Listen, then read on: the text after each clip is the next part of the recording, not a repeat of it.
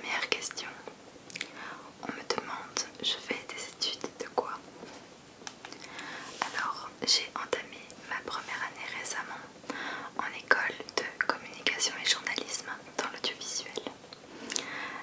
Voilà, ça fait seulement une semaine que j'ai commencé et franchement ça me plaît énormément, mis à part le fait qu'il y ait le coronavirus.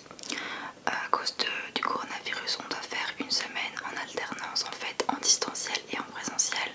Donc c'est dommage parce que je peux pas vraiment avoir un contact avec les professeurs et les élèves comme une année qui serait totalement banale. Mais sinon à part ça, ça me plaît énormément. J'adore la communication, j'adore le journalisme. Je sais pas encore précisément ce que je vais faire plus tard, mais c'est dans ce domaine-là, ça c'est sûr. Je suis super contente de mon choix d'études et j'espère que ça va m'amener à beaucoup d'opportunités dans ma vie. Deuxième question, on me demande ce que j'ai pensé du mouvement du 14 septembre. Alors pour ceux qui ne savent pas, le mouvement du 14 septembre, c'est le mouvement, vous avez peut-être vu sur Instagram, Twitter ou Facebook, où des jeunes filles décident d'aller en tenue assez légère à l'école pour défendre les droits de la femme, les droits de liberté de la femme. C'est un peu un mouvement féministe entre guillemets. Alors ce que j'en pense, je pense que c'est très bien. Étant une grande féministe, et ceci n'est pas du tout péjoratif, j'en suis fière d'être une féministe. Je défends les droits de la femme et justement, donc moi je supporte ça, j'ai supporté ça, j'ai trouvé ça super. Malheureusement, je pense que c'était un mouvement plus axé en France qu'en Belgique, parce qu'en Belgique je n'ai pas rencontré certaines filles habillées différemment ou pas. Donc je pense que c'était un mouvement qui a été beaucoup évoqué en France. Mais peu importe, je trouve ce mouvement très intéressant. Malheureusement, ce n'est que temporaire. Je trouve que ce genre de mouvement devrait durer sur du long terme, parce que ce soit pendant un mois, 2 mois, 1 an ou 10 ans, peu importe, à tout moment la femme a le droit de s'habiller comme elle veut à l'école ou pas. Alors question suivante, on me demande quand est-ce que j'ai découvert les SMR et comment.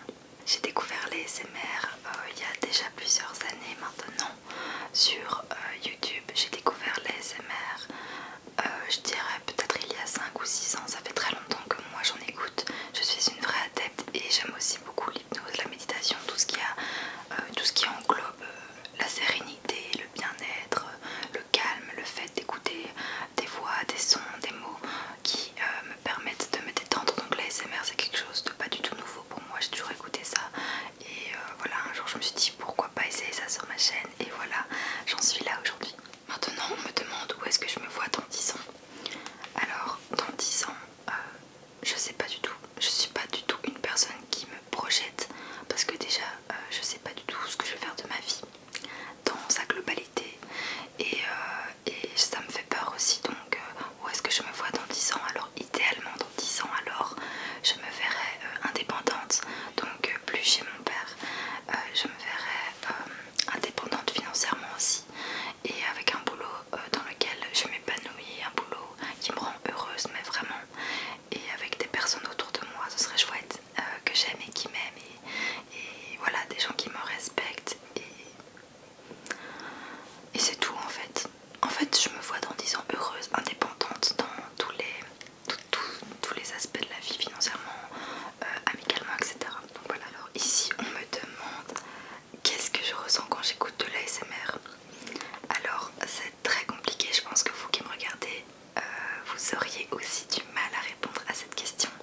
Alors si je devais répondre à cette question avec mes mots, ce serait plein de frissons que je ressens dans tout mon corps, en particulier à l'arrière de mon crâne.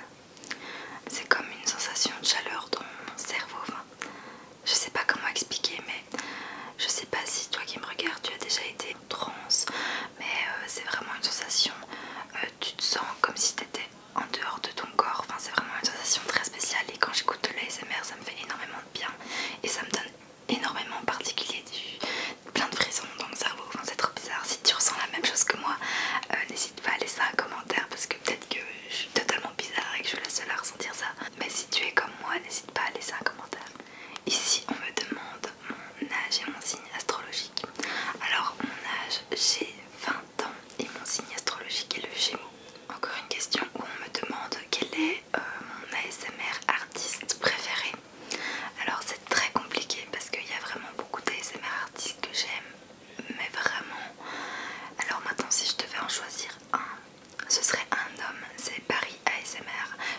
si vous le connaissez. Voilà, cet homme est juste incroyable. Il est d'une sensibilité d'une femme en fait, donc une sensibilité que nous on ressent. Enfin, je sais pas, je le trouve incroyable. Je trouve que son travail est vraiment d'une qualité incroyable. Il sait quoi faire, il est régulier, il est à l'écoute dans les commentaires. Enfin, franchement, j'aime beaucoup cet ASMR artiste là. Et vous, dites-moi d'ailleurs, c'est lequel ASMR artiste que vous préférez, et comme ça peut-être que je vais en découvrir et me faire un max de plaisir au cerveau. J'ai maintenant une question très intéressante, c'est pourquoi as-tu commencé YouTube? Alors pourquoi est-ce que j'ai commencé YouTube? Donc c'était il y a maintenant 8 mois, déjà 8 mois que j'ai commencé les vidéos YouTube. Alors pourquoi j'ai commencé? J'ai commencé tout simplement parce que ça fait des années que je voulais me faire une chaîne YouTube, mais vraiment des années. Quand je vous dis des années, c'est que c'est vraiment des années. Et un jour je me suis dit, vas-y, lance-toi, donc sous forme de défi entre guillemets. Je me suis lancée, j'ai fait ma première vidéo.